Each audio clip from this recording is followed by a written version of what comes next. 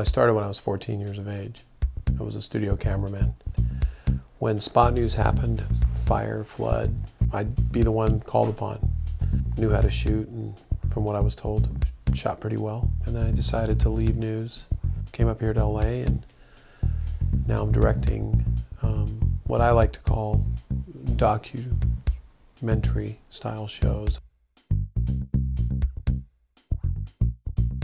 I'm pretty technologically savvy. If you don't stay on top of technology, you can find yourself lost in the crowd. You know, is it competitive? Not really. I think it kind of forces you to be better. I'm a storyteller.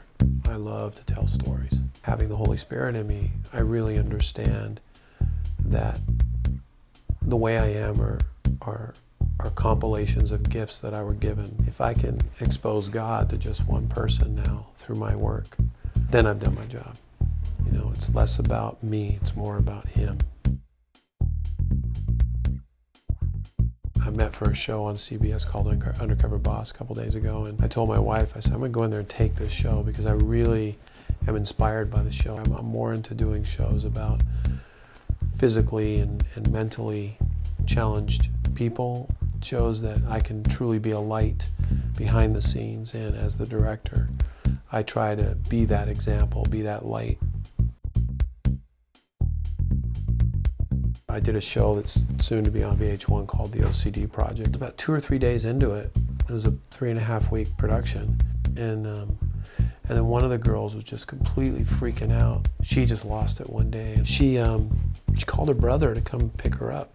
First thing he said was, "Have you prayed today?" And I looked next to me at the executive producer, who I didn't know if he was Christian or not. And then all of a sudden, I just looked at him, and he looked at me, and we kind of both looked at each other. We both said, "Are you Christian?" And we're like, "Yeah." And we both were like, just couldn't believe what had just happened.